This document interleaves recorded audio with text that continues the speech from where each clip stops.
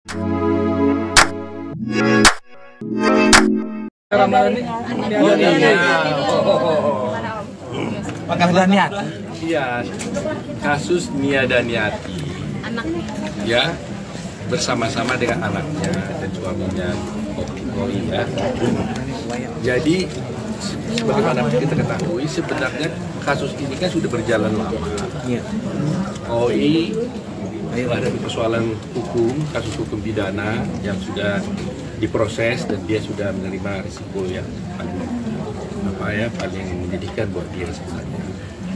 Nah, kita ketahui ternyata ada perkara di Pengadilan Negeri Jakarta Selatan yang tadinya OI maupun Nia Daniati tidak tahu menahu tentang adanya perkara itu. Tadi saya dapat informasi, bahkan pemberitahuan putusan dari Pengadilan Negeri Jakarta Selatan itu dikirimkan ke Polda Metro Jaya. Ya padahal OI kan sudah di luar, kan? Jadi mungkin selama ini perkara itu berjalan, karena saya baca putusannya itu first take. First take artinya adalah bahwa para pihak tidak hadir, tergugatnya tidak hadir. Jadi mungkin panggilan ini kirim ke Polda dulu waktu itu. OI kan ada masalah di Jakarta. Padahal waktu itu dia mungkin sudah di Pondok Batu.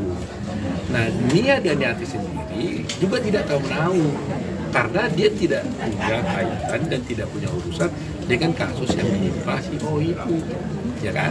Tetapi dari fakta-fakta persidangan saya melihat ternyata Nia juga ikut dijadikan sebagai turut tergugat. Jadi tergugatnya itu adalah si OI, dan kedua kalau saya tidak keliru suaminya, kemudian Nia Daniati dibikin turut tergugat. Tetapi di dalam putusan itu tidak ada putusan apapun atau penghukuman apapun yang dijatuhkan kepada Nia Daniati. Jadi artinya sulit kan. Pertanyaannya mungkin kenapa sih kok Nia dia dibawa-bawa? Ya wajarlah, mungkin Nia kan seorang terkenal, kan. Jadi dengan membawa-bawa dia mungkin menjadi kasus yang menarik, atau mungkin menjadi pressure buat Oki atau buat Nia juga agar Nia menanggung membayar persoalan-persoalan yang dihadapi oleh Oki. Tapi kan kita harus tahu loh, bahwa Nia ini kan sekarang single parents kan. Gak boleh dia pun dibebankan kewajiban apapun yang tidak menjadi kewajiban hukum dia. Ya kan? Oleh karena itu saya beritahukan kepada semua pihak, ya, semua pihak siapapun dia, kalau ada persoalan-persoalan menyangkut OI, jangan dibawa-bawa kepada Nia Daniati, ya. Kemudian juga jangan ada yang mencoba menteror, mengintimidasi Nia Daniati, karena Nia Daniati tidak memiliki kaitan apapun dengan kasus ini. Pak OI kan sudah memang anaknya Nia Daniati, tapi dia keluarga yang sudah punya suami, sudah berdiri sendiri. Jadi perbuatan hukum dia itu tidak menjadi tanggung jawab daripada Nia. Demikian juga perbuatan Nia sebagai orang tua juga tidak menjadi tanggung jawab daripada OI. Jadi Bapak sekarang pegang teh Nianya aja? Kita hanya Nia. Sekarang saya pegang Nia aja. Ya. Kalau posisi OI sekarang sudah bebas atau masih tidak? Saya kira sudah bebas. Si pemasyarakat sudah dikeluarkan dia kan. Jadi itu sebabnya tadi saya dengar dari orang bahwa katanya panggilan pemberitahuan pengadilan pun masih ditujukan kepada Polda Metro. Nah ini kan sebenarnya kan itu menunjukkan bahwa pengadilan mendapatkan salah alamat. Tapi mungkin karena di gugatannya disebutkan itu beralamat di Polda karena waktu itu ditahan di Polda kan. Nah tapi kan dengan dia keluar kan nggak boleh dong di situ tetap menjadi alamat dia. Langkah hukum apa nih kan tehnya sudah menggandeng Pak Oki? Langkah hukum apa yang akan dilakukan? Kalau dari segi Nia sebenarnya intinya adalah saya katakan dia tidak mempunyai kaitan hukum apapun. Di dalam putusan yang di Pengadilan Negeri Selatan pun dia tidak pernah dihukum untuk membayar apapun. Jadi apa yang harus dilakukan Nia hanya untuk memberitahukan, memproteksi Nia. Saya sekarang ini menjadi pengacara Nia hanya untuk melindungi melindungi dia. Jangan sampai ada upaya-upaya orang lain yang jahat kepada dia. Karena dia tidak ada urusan apapun dengan kasus ini. Jangan ada yang teror, jangan ada yang intimidasi, jangan ada yang ganggu dia. Apabila ada orang yang mengganggu dia secara fisik dan sebagainya, ya tentunya dia bisa melaporkan hal itu kepada yang berwajib. Ya, jadi saya peringatkan kepada siapapun, tempuhlah jalur hukum yang resmi. Ya. Nah, apakah dia akan melakukan tuntutan?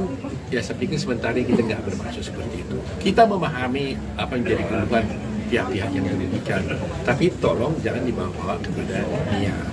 Nah, karena di dalam putusan pengadilan itu dia sendiri tidak dihukum, mungkin dia tidak perlu juga melakukan perlawanan terhadap putusan itu. Tapi bisa saja OI melakukan perlawanan terhadap putusan itu. Jadi saya katakan bahwa putusan Pengadilan Negeri Jakarta Selatan itu belum inkrah, belum mempunyai kekuatan hukum yang sah. Jadi tidak bisa serta-merta kita katakan itu akan dieksekusi karena belum inkrah. Kalau nanti OI mengajukan perlawanan ternyata dia dimenangkan bagaimana? Atau mungkin jumlah yang dituntut itu untuk informasi kan tidak seperti itu, bukan gelombang 8,1 M, tapi mungkin sebagian. Nah itu jadi patokan kita sekarang. Seberapa siapnya Pak Sambadon untuk apalagi masalahnya banyak yang meneror dan segala macam. Ya dia itu sahabat saya, ya sahabat berkeluarga. Saya tahu dia single parents, ya tentu saya harus prihatin. Ya. Jadi saya terus terang aja akan membela dia dengan sebuah tenaga kalau ada yang mengganggu dia. Ya. Tapi dia juga tidak bermaksud untuk menuntut siapa-siapa pun kalau memang tidak ada yang berbuat jahat pada dia. Tapi kalau ada yang berbuat jahat pada dia, tentunya saya sebagai pengacara, sebagai orang dia, sebagai temannya dia, tentu akan berupaya untuk melindungi dia. Tapi katanya Mbak Nianya nggak pernah datang sidang, itu gimana Bang? Dia nggak tahu. Dia nggak tahu ada perkara. Ya, dia tidak merasa mendapatkan panggilan apapun presiden, tiba-tiba ada putusan gitu. Nah ini kan sebenarnya kan kurang menguntungkan buat Nia kan, mungkin juga buat OI juga. Kalau OI tahu ada perkara itu pasti dia hadir dalam persidangan membela dirinya. Jadi bayangkan tanpa hadirnya Nia, tanpa hadirnya OI maupun kuasa hukumnya, tanpa sama dia tiba-tiba ada putusan Pengadilan Negeri Selatan yang menghukum Nia, si OI. Gitu. Pak OI sudah membayar dendanya belum Pak atau bayar ganti rugi? Kan belum inkrah putusannya kan. Putusan ini kan belum inkrah, belum punya keputusan pasti. Makanya kita lihat nanti apakah OI melakukan perlawanan atau tidak. Ya, kalau karena ini putusan perstek, namanya bukan banding kan, tapi perlawanan. Tapi 8,1 itu gimana Bang? Apakah maksudnya Mbak Nia sendiri akan mengembalikan atau menjual maafnya aset-aset gitu Bang? ikut mengembalikan gitu Bang. Ya enggak, dia kan tidak bertanggung jawab. Kan? Anak itu, perbuatan anak nggak bisa dilimpahkan pada orang tua. Ya kan? Demikian juga perbuatan orang tua nggak bisa dilimpahkan pada anak. Apalagi si anak ini sudah dewasa, sudah berumah tangga. Jadi nggak boleh ditarik-tarik. Itu hukumnya seperti itu. Hukum tanggung jawabnya Nia. Yang boleh dikatakan tanggung jawab itu umpamanya namanya itu dalam hukumnya majikan bertanggung jawab terbuat suatu perbuatan daripada anak buahnya. Gitu. Kalau ada perbuatan dari anak buah kita, karyawan kita melakukan perbuatan pidana, ya kan? Nah, itu majikannya bisa diminta tanggung jawab. Ini kan bukan majikan dengan bawahan. Artinya ada ketakutan, kekhawatiran Mania sendiri. Iya, saya lihat dia kemarin itu dia mengeluh banget, dia takut. Katanya dengar-dengar nanti rumah saya mau dieksekusi, apakah harus saya jual rumah, katanya gitu kan. Saya bilang sama dia jangan takut, karena kamu tidak mempunyai kewajiban hukum apapun dalam kasus ini. Jadi saya tenangkan dia, kalau ada yang mengganggu kamu, nanti hukum akan berjalan untuk itu. Karena kan yang 5,M sidang terakhir putusan itu kan secara perdata 5,M harus bayar akan diakan eksekusi. Enggak putus. Nia sama sekali tidak ada dihukum untuk membayar apapun. Kalau ada putusan pengadilan hukum Nia, baru Nia yang bertanggung jawab. Jadi artinya gugatan penggugat itu pun tidak juga berhasil membuktikan kesalahan Nia. Yang di dalam putusan itu saya lihat ada penghukuman terhadap OI membayar sejumlah 8,1. Tetapi itu juga akan tetap menjadi persoalan karena belum tentu itu benar. Makanya saya bilang karena putusannya belum inkrah, OI bisa menjaga perlawanan. Nah kalau nanti kemudian OI menang, ya berarti kan nggak ada hukuman apapun baik terhadap OI maupun terhadap Nia. Tapi sejauh ini langkah hukum gimana Bang? Mau ngambil langkah hukum seperti apa?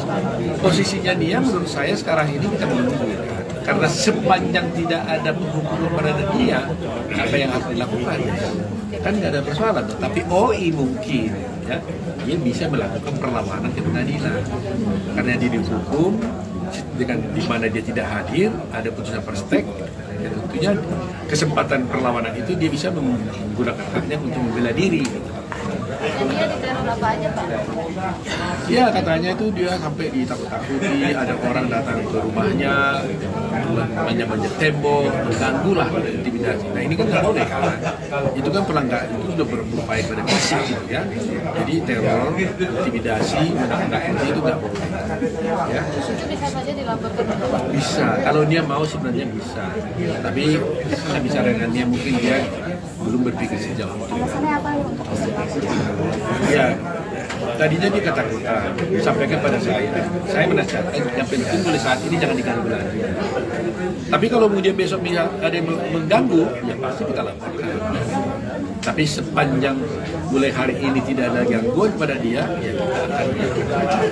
Tapi mulai hari ini kalau ada orang yang mengganggu dia secara hukum, melanggar hukum, itu kita akan melakukan upaya. Dengan nanti kalau seumpamanya Oi melakukan pledoi dan minta bantuan, Iya. atau gimana? Siapa? Oinya Bang. Ya, nanti kita lihat lah, kan belum kan masih ada aja kan, kita lihat aja nanti deh. Tapi siap ya Pak?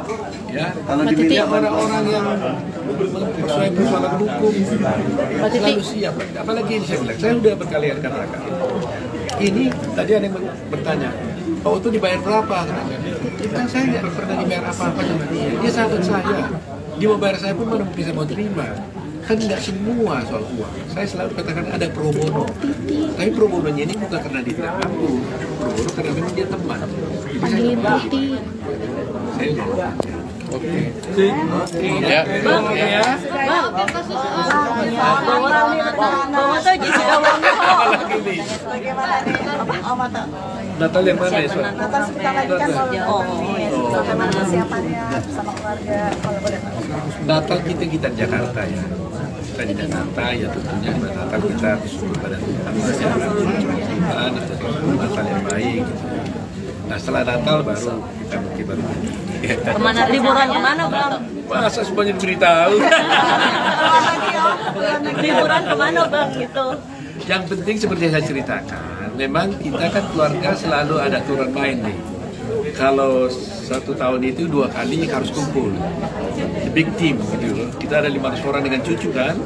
Nah, jadi kalau Lebaran, Natalan, selalu kita bersama-sama kumpul. Nah, di luar itu, masing-masing keluarga anak-anak saya itu mau pergi sendiri keluarganya, silahkan. Tapi yang 2 kali ini mandatory nih, wajib sama-sama. Karena kita harus kompak kan. Nah, perginya boleh aja di dalam negeri, boleh juga, luar negeri boleh juga, tergantung ya. Ya, yang Tapi penting- sejauh ini kemana Bang? Hah? Luar negeri? Wah, tahu aja. Om, di tahun ini kan ada keluarga baru nih, ada sahabat baru. Iya. Gimana sih? Bahagianya menyambut kehadiran. Ya kita bahagia lah kan, tambah keluarga. Cucu mau dapat lagi gitu kan. Kalau kan sudah keliru, tenang. Cucu ke-6 nanti ya. Nah, nanti kita bulan depan 7 bulan nih. Berarti 7 bulanan ya. ada 7 ada. Nanti datang. Tanya Mila. Om, pertimbangannya apa nih Om? Kan Jessica Mila sedang hamil. Untuk pergi-pergian jauh ini Iya pertimbangannya seperti apa?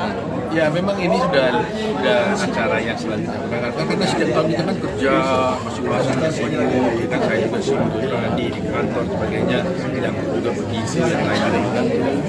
Ya kita harapkan setiap tahun ini kita bisa kumpul, refreshing dan bagi bersama dengan keluarga.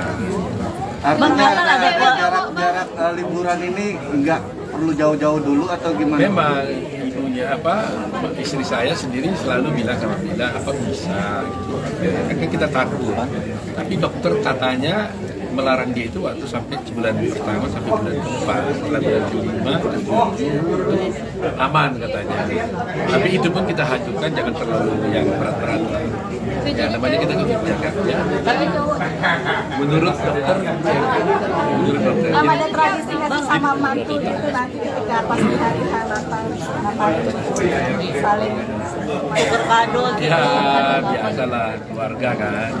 Yang penting kita bahagia lah. Yang penting cari kekompakan di antara keluarga. Karena yang paling penting hidup itu kan harmoni. Harmoni dalam keluarga itu paling utama. Supaya kita bisa kompak. Dan yang pasti akhir tahun kita kumpul. Orang Batak itu selalu gitu.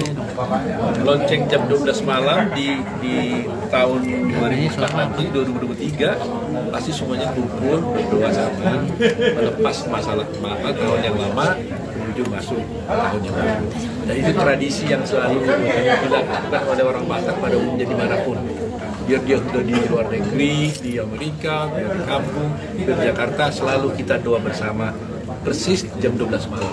Ada Arti Natal buat Bang Oto. Belum saya serahkan sama bapaknya aja. Ada arti Natal buat Bang Oto. Bang Oto, Kado khususnya doa.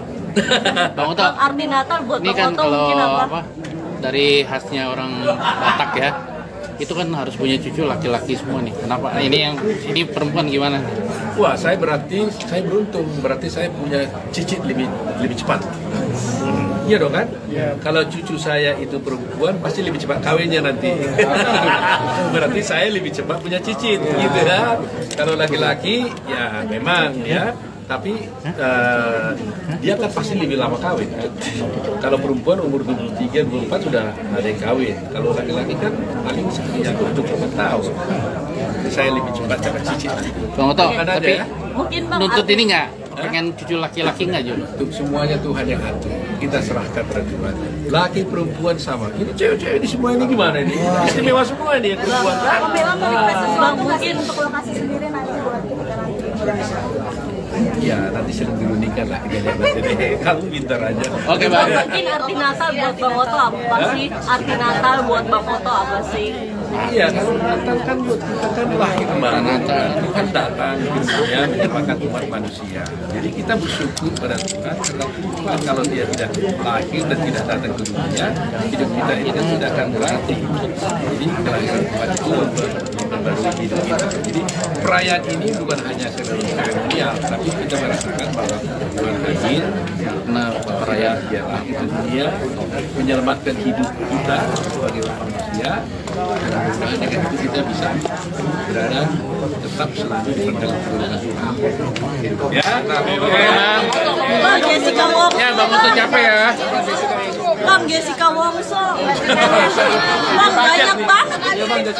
Bang Jessica Wongso. Bang. Apa lagi sih? Jessica Wongso dulu. Jessica ya Bang. Bang Jessica Wongso. Gimana Bang? Ada perkembangan apa Bang? Ya perkembangannya ini kan besok kantor sudah tutup. Ini tanggal 20 kan, 22 kantor kita sudah tutup besok terakhir. Jadi kita di dalam tim membela Jessica Wongso ini salah satu timnya.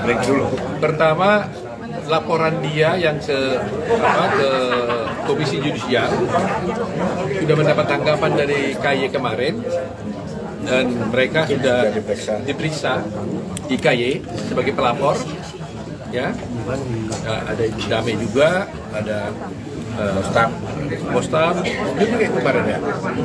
Jadi pertama kan kita laporkan hakim kan, itu udah diperiksa oleh KY. Setelah itu tadi ada tunggu apa hasil laporan kita itu, apakah ada sanksi atau tidak kepada hakim yang kita laporkan, kita lihat. Nah mengenai soal rencana PK ini kita bukan tidak diam, saya juga bisa memahami dan terima kasih kepada para netizen. Misalkan saya lihat di Sosial media, TikTok dan sebagainya mengatakan, Pak Oto jangan ini, jangan loyo, harus up terus katanya kan. Aduh, saya bangga sekali sama netizen. Terima kasih buat netizen. Tapi kami bukannya lengah ya. Tapi kan loyo kan harus mempersiapkan diri dengan baik-baik kan. Nah, PK itu pasti akan kami lakukan. Kita menunggu timing saja. Nah, waktu sekarang kan juga kami masukkan juga kan gak ada gunanya juga karena pengadilan juga akan tutup. Jadi mungkin Januari atau Februari bisa kita lakukan. Tapi sementara ini semua tim bekerja keras mengumpulkan bukti-bukti. Setelah kumpul bukti-bukti yang kita bisa jadikan sebagai novum untuk bisa membebaskan Jessica, akan kita kumpulkan dan pada waktunya kita akan masukkan. Tapi sejauh ini pengumpulan Jessica sendiri di dalam seperti apa? Dia sehat. Walaupun sering nunggu kapan PK-nya gitu, saya bilang bisa PK kan boleh aja setiap waktu kita lakukan, tapi kalau nggak ada jadwal kan heboh juga kan gitu. Betul banget. Bang, Ya kita doakan. Kita nggak bisa berandai, tapi kita berupaya lah kalau boleh bisa dibebas ya. Saya berharap begini, saya berharap Mahkamah Agung itu tidak memikirkan kasus ini dan melihatnya secara prosedural belaka. Saya katakan itu prosedural, kadang-kadang ada proses PK itu harus dilalui. Tetapi saya berharap Hakim Agung itu harus progresif, hukum progresif yang diatur. Karena apa? Kalau umpamanya satu perkara secara prosedural mungkin sulit ditempuh, tapi kalau secara substansi jelas dan nyata-nyata dia ketahui, dia pahami bahwa ini ada salah, maka Agung juga harus punya inisiatif mengambil jalan untuk bisa mengambil kebenaran. Karena tujuan kita kan bukan hanya kebenaran formil, tapi kebenaran material, ya kan? Jadi meskipun prosesnya mungkin ada halangan, tapi haruslah Mahkamah Agung bisa berupaya untuk membuka pintu seluas-luasnya agar akses to justice, akses kepada keadilan itu bisa dicapai. Harus kita kembali katakan dulu, Sengkon dan Karta, ingat itu. Sengkon dan Karta sudah ingkrah, sudah dihukum sekian tahun, tapi oleh Mahkamah Agung bisa dibuka kembali. Bang, tapi sejauh ini apa yang paling sulit sih dalam mengumpulkan bukti-buktinya Jessica Lorenzo? Banyak hal ya, saya bisa dikatakan itu. Banyak tembok besar yang saya katakan itu. Coba aja dulu, ada juga komentar-komentar dari advokat ya, yang namakan apa itu namanya itu. Ada pihak-pihak lain mengatakan bahwa ini adalah drama kita, desain kita katanya kan. Kan aneh di bidang ajaib kan. Nah, jadi itulah salah satu contoh-contoh bahwa betapa besarnya tembok-tembok yang kita hadapi. Kita berbenturan dengan institusi hukum, ya, institusi penegak hukum, kejaksaan, kepolisian dan sebagainya. Nah ini kan tidak mudah. Jadi kita tidak berupaya untuk bisa berkelahi dengan mereka kan, tapi kita berharap mereka juga harus membuka pintu seluas-luasnya untuk keadilan itu. Jangan formal gitu. Kalau mereka hanya berpikir menang kalah, ya negara ini akan repot. Gak boleh dalam hal ini menang dan kalah, tapi salah atau tidak. Kalau ada kesalahan yang dilakukan dalam perkara ini, harus diperbaiki. Itu poinnya. Bang. Sebenarnya di luar sana masih melihat masalah ini, abang sendiri mungkin masih.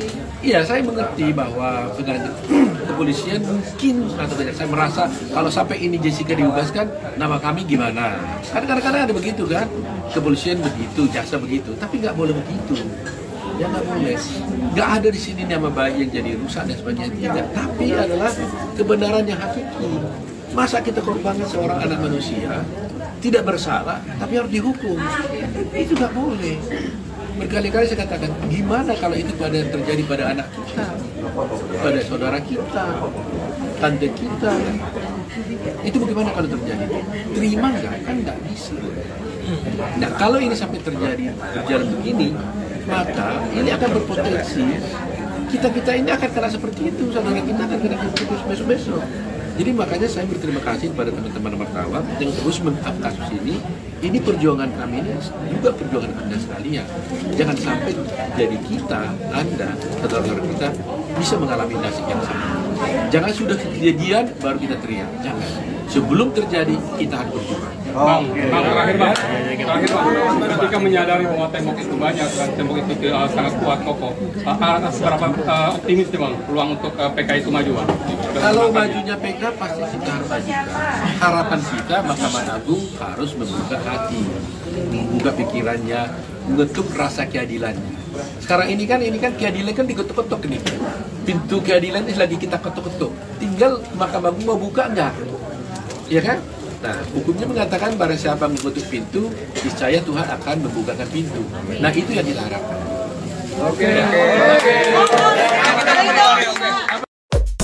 Terima kasih sudah menonton video ini. Jangan lupa subscribe dan aktifkan lonceng notifikasi supaya kamu nggak ketinggalan video terbaru dari Grid.